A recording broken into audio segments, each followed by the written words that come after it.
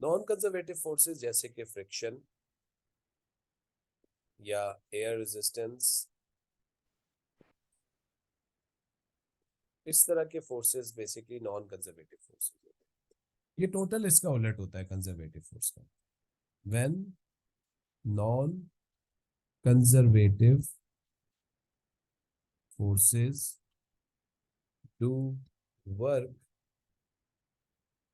in the system, the total mechanical energy is not conserved, पहली बात, and their work is dependent on path taken। तो इनका work done जो है वो रास्ते के ऊपर डिपेंड करता है। और दूसरी बात ये है कि इसमें टोटल मैकेनिकल एनर्जी सिस्टम की भी बिफोर एंड आफ्टर सेम नहीं रहती, कंजर्व नहीं है। मुझे एक बात बताइए, एक बॉक्स को और आप स्ट्रेट घसीट के लेके जाएं या थोड़ा सा टिल्ट करके ऐसे ऐसे ऐसे ऐसे घुमा के लेके जाएं, किस केस में ज्यादा हीट एनर्जी प्रोड्यूस होगी? तो आंसर ये, जितना लंबा रास्ता होगा उतनी ज्यादा रगड़ लगती रहेगी बॉक्स के ऊपर और उतनी ज्यादा हीट एनर्जी प्रोड्यूस होती रहेगी। इसका मतलब ये है कि उस फ्रिक्शन फोर्स की वजह से जो हीट एनर्जी प्रोड्यूस हो रही होगी, यानी work done by the friction force converting the kinetic energy of box to heat energy, basically that depends upon the path. जितना लंबा आप रास्ता लेंगे उतनी एनर्जी का लॉसेज होगा, जितना आप छोटा रास्ता लेंगे उतना ज्यादा एनर्जी का लॉसेज कम होगा, यानी फ्रिक्शन का वर्क उतना कम होता जाए। टोटल मैकेनिकल एनर्जी सिस्टम की कंजर्व नहीं होती। Total mechanical energy initial is not equal to total mechanical energy final, बराबर नहीं होती। अच्छा, ये अगर हमें बराबर करनी हो तो उसका एक तरीका होता है। हम ये करते हैं कि काइनेटिक एनर्जी इनिशियल को प्लस कर देते हैं पोटेंशियल एनर्जी इनिशियल के अंदर, is equal to kinetic energy final plus potential energy final. और फिर हम इसमें ऐड कर देते हैं वर्क डन भी। जो नॉन कंजर्वेटिव फोर्स वर्क करती है, work by non conservative force, तो नॉन कंजर्वेटिव फोर्स के वर्क को भी हम इसके अंदर ऐड अप कर देते हैं। तो इससे फिर आपको सिस्टम की टोटल मैकेनिकल एनर्जी जो है वो मिल जाती है। ठीक है जी, ये आपके पास नॉन कंजर्वेटिव फोर्स है। इसमें कोई क्वेश्चन है किसी को तो पूछ लें। Any questions anyone? No, sir.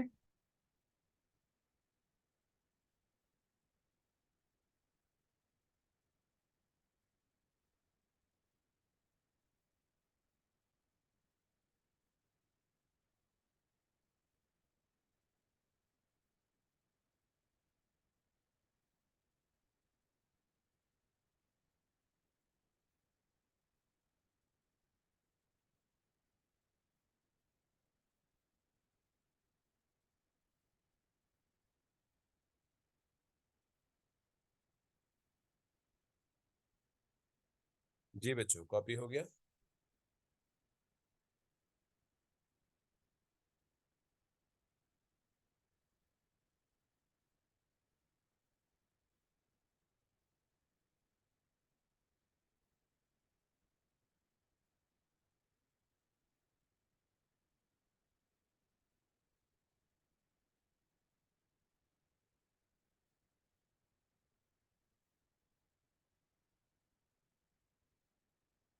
जी बच्चों, कॉपीड।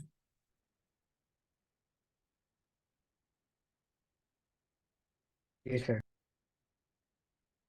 जी सर। वैसे शायद कॉपी हो गया बच्चों। जी सर।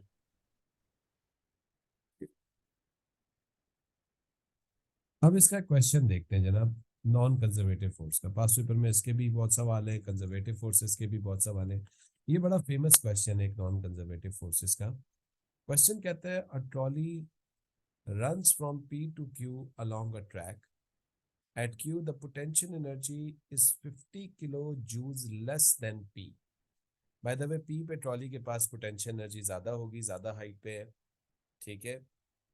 ये ट्रॉली P से Q तक गई। Q पे जब ये पहुंची तो इसकी पोटेंशियल एनर्जी 50 किलोजूल्स कम हो गई, यानी 50 किलोजूल्स की एनर्जी किसी दूसरी फॉर्म में कन्वर्ट हो गई जब ये ट्रॉली P से Q पे गई, ठीक है। अब वो काइनेटिक में भी हो सकती है, और अगर सिस्टम में कोई कंजर्वेटिव फोर्स है तो उसमें भी कन्वर्ट हो सकती है, देख लेते हैं। तो बाय द वे हम ये कहते हैं कि पोटेंशियल एनर्जी यहाँ पे कितनी थी P, और यहाँ पे कितनी है P माइनस 50, क्योंकि 50 किलो जूल्स कम हो गए। At P the kinetic energy of the trolley is 5 kilo joules. यहाँ पे पोटेंशियल एनर्जी तो P है, यहाँ पे काइनेटिक एनर्जी कितनी है इस ट्रॉली की, 5 kilo joules. Between P to Q, the work the trolley does against the friction आ गई है, तो इसका मतलब है नॉन कंजर्वेटिव फोर्स है। नॉन कंजर्वेटिव फोर्स अगर सिस्टम में है तो नॉन कंजर्वेटिव फोर्स के अगेंस्ट जो वर्क करना पड़ा वो कितना करना पड़ा, 10 किलो जूल्स का। What is the kinetic energy of the trolley at Q? तो Q के ऊपर ट्रॉली की काइनेटिक एनर्जी कितनी होगी, ठीक है जी। तो ये क्वेश्चन कैसे सॉल्व हो, यहाँ पे हमें इसकी काइनेटिक एनर्जी फाइनल चाहिए। तो अब हम वर्क एनर्जी थ्योरम लगाएंगे, लेकिन कंजर्वेटिव फोर्स का नहीं, नॉन कंजर्वेटिव का work energy theorem. Non conservative का वर्क एनर्जी थ्योरम कहता है kinetic energy initial plus potential energy initial is equals to kinetic energy final plus potential energy final plus work done against the non conservative force. Initial kinetic energy system की थी 5, initial potential energy है P जो मैंने consider की है, initial final kinetic energy हमें निकालनी है Q पे, उसको K ही रहने देते हैं। फाइनल पोटेंशियल एनर्जी है 50 P माइनस 50, ठीक है, तो इसको वैसे ही लिख देते हैं PE minus 50 plus against resistive force जो वर्क हुआ है वो कितना है, 10 का, ठीक है जी। अच्छा जी, ये प्लस PE ये माइनस PE कैंसल आउट हो गया, ये माइनस 50 ये प्लस 10 कितना बचेगा, दैट विल बी माइनस 40। तो 5 is equal to KE plus -40, या -40 डायरेक्टली लिखे, ठीक है जी। ये -40 इधर माइनस में उधर ले जाएंगे तो प्लस में हो जाएगा, यानी काइनेटिक एनर्जी जो हमें Q पे चाहिए थी that will be equal to 40 plus 5 is equal to 45 kilo joules.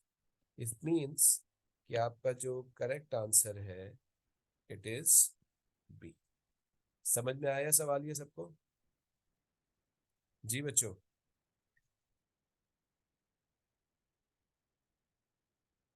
जी असद बेटा, क्वेश्चन समझ आया ये? जी उसैद, जैद बेटा, क्वेश्चन समझ आया है? आयशा? Yes, sir. जी सर।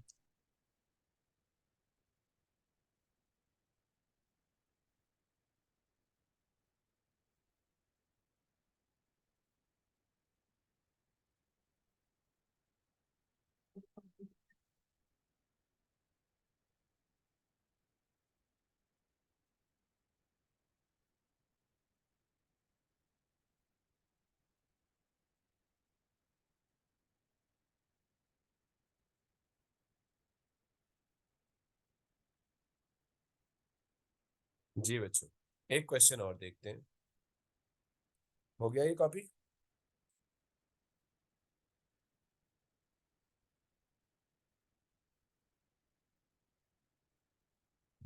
कॉपी हो गया ये? जी सर। Yes, sir. जी सर हो गया। जैद हो गया बेटा कॉपी? जी सर हो गया। ठीक है। This is how actually you apply the non conservative force. एक और नॉन कंजर्वेटिव फोर्स का सवाल देखते हैं।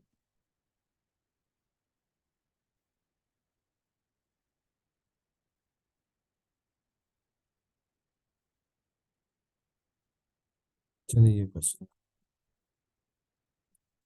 ये बिल्कुल वही सिचुएशन है कि हम एक डब्बे को एक इंक्लाइन पे लेके गए थे, तो जो हमें डब्बे को पोटेंशियल एनर्जी दी थी वही वर्क डन जो था वो ऑब्जेक्ट का था। लेकिन यहाँ थोड़ा सा प्रॉब्लम क्या है, अ box of 200 Newton is pushed so that it moves at a steady speed. Steady speed का क्या मतलब है? काइनेटिक एनर्जी में कोई चेंज होगा? Is there any change in kinetic energy? जी, नो।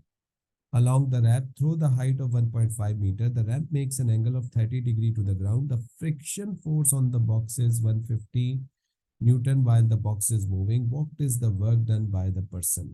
पर्सन ने कितना वर्क किया है इसके ऊपर? क्या हम यहाँ डायरेक्ट ग्रेविटेशन पोटेंशियल एनर्जी को work done on the by the person consider कर सकते हैं? है बच्चों?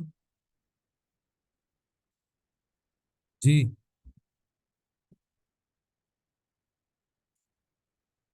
क्या हम डायरेक्ट ग्रेविटेशन पोटेंशियल एनर्जी को work done by the person यहाँ कंसीडर कर सकते हैं या नहीं कर सकते? है भाई Ayesha, can we do that? The answer is no, क्योंकि सिस्टम में कंजर्वेटिव फोर्स आ गई है। अब कंजर्वेटिव फोर्स जब आ गई है तो अब आप डायरेक्ट नहीं कर सकते हैं, ठीक है ना? अब आपको फ्रिक्शन फोर्स के लिए भी सॉल्व करना पड़ेगा, ठीक है? अच्छा, there are two ways of solving this question. आप इसको मैकेनिक्स से सॉल्व कर सकते हो, ठीक है? सबसे पहली बात तो ये है कि ये ऊपर की तरफ अगर ये बॉक्स जा रहा है तो इसमें डाउन द स्लोप जो फोर्स काम कर रहा होगा वो सबसे पहले फ्रिक्शन होगा 150 न्यूटन्स का, ठीक है? उसके बाद इसका एक कंपोनेंट वेट का भी होगा, और वो वेट का कंपोनेंट क्योंकि आप इसको पुश करके जब ऊपर लेके जा रहे हो तो आपका work done by the way convert होगा वर्क डन बाय पर्सन। ये कन्वर्ट होगा इसकी potential energy plus work against friction में। जो ये वर्क करेगा उसका कुछ हिस्सा पोटेंशियल एनर्जी में कन्वर्ट होगा और कुछ हिस्सा जो है वो फ्रिक्शन में कन्वर्ट हो जाएगा, ठीक है जी? क्योंकि ये घसीट के ऊपर लेके जा रहा है, सिस्टम में conservative force, non conservative force मौजूद है, ठीक है? तो there are two ways of solving this question. Number one, 150 newton force backward काम कर रहा है, वेट का जो कंपोनेंट नीचे की तरफ काम कर रहा होगा दैट विल बी 200 साइन 30, ठीक है? तो ये बैकवर्ड फोर्स होगा, तो कांस्टेंट स्पीड के लिए इतना ही फॉरवर्ड फोर्स ये आदमी अप्लाई कर रहा होगा, ठीक है जी? इतना ही ये फॉरवर्ड फोर्स अप्लाई कर रहा होगा। और इसने कितना डिस्टेंस ट्रेवल करवाया इस बॉक्स को, वो डिस्टेंस बाय द वे अब ये हाइट नहीं ली जाएगी, वो डिस्टेंस लिया जाएगा जो इस बंदे ने ट्रेवल किया। पहले तो हम फॉरवर्ड फोर्स की बात कर लें, फॉरवर्ड फोर्स कितना होगा? तो फॉरवर्ड फोर्स जो ये पुश कर रहा होगा that will be 200 sine 30 plus 150, क्योंकि फ्रिक्शन फोर्स भी बैकवर्ड काम कर रही है। ये बताइए टोटल पुश कितना लगा रहा है ये आदमी?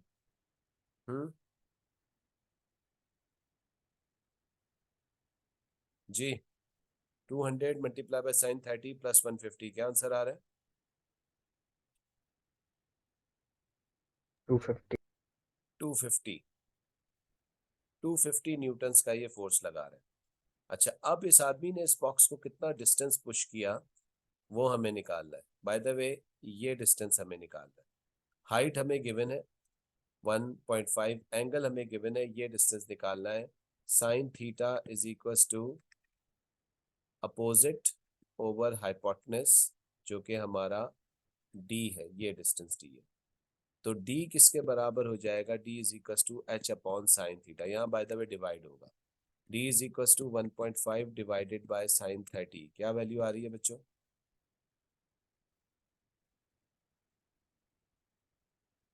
What is the distance move the box up the slope? 3 कितना आ रहा है बेटा? 3 metre. 3 metres, d is equal to 3 metres. अब आप बाय द वे इसका वर्क डन निकाल सकते हैं। Work done is equal to f into d. Work किसके बराबर हो जाएगा? एफ आपने कितना लगाया है 250, और प्लस कर देंगे आप इसमें, मल्टीप्लाई सॉरी कर देंगे इसको 3 के साथ, which is equal to 750 joules. तो इसका आंसर डी है। This is one way of doing this question. The other way of doing this question is, आप इसकी पहले पोटेंशियल एनर्जी निकालें, क्योंकि पर्सन का work potential energy plus work done against resistive force में गया है। तो पोटेंशियल एनर्जी कैसे निकलेगी? पोटेंशियल एनर्जी का फॉर्मूला होता है P is equal to mgh, और mg क्योंकि w के बराबर होता है तो पोटेंशियल एनर्जी हो सकती है w इंटू एच के। पोटेंशियल एनर्जी हो जाएगी आपके पास 200 मल्टीप्लाई बाय एच। एच कितना है जनाब, कितनी हाइट पे गया है, 1.5। कितनी आ रही है पोटेंशियल एनर्जी, जरा बताइएगा मुझे। 200 मल्टीप्लाई बाय 1.5, 300. 300। 300 जूल्स की इसने पोटेंशियल एनर्जी गेन की है। उसके बाद ये तो 300 आ गया, plus work done against friction force. अभी अभी आप लोगों ने निकाला है कि ये जो डिस्टेंस ये अप द रैंप गया है ये कितना है, 3 मीटर्स है। हम निकालते हैं work by friction, work by friction. तो फ्रिक्शन के वर्क के लिए F इंटू डी का फॉर्मूला लगेगा, लेकिन सिर्फ फ्रिक्शन फोर्स लीजिएगा आप। That is W is equal to 150 multiply by 3। What is 150 multiply by 3 जी? 150 मल्टीप्लाई बाय 3 क्या आंसर आ रहा है बच्चों? 450. 450। और अगर आप 300 में 450 ऐड करें क्या आंसर ही आएगा? ये देखिए 750 ही आएगा। There are two ways of doing this question, बल्कि एक और भी तरीका है, वो छोड़ दें आप लोगों के अभी लेवल पे नहीं। ठीक है, क्लियर हुआ ये? सब सो गए, Yes, सब sir. टुन हो चुके हैं। जी, डब्बे की तरह दिमाग को घसीट के लेके जा रहे हैं भाई। बैटरी सबकी लो हो चुकी है आयशा? Yes, sir.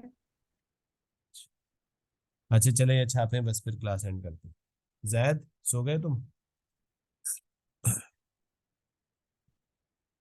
नहीं सर। अच्छा, मैंने कहा जैद सो गया।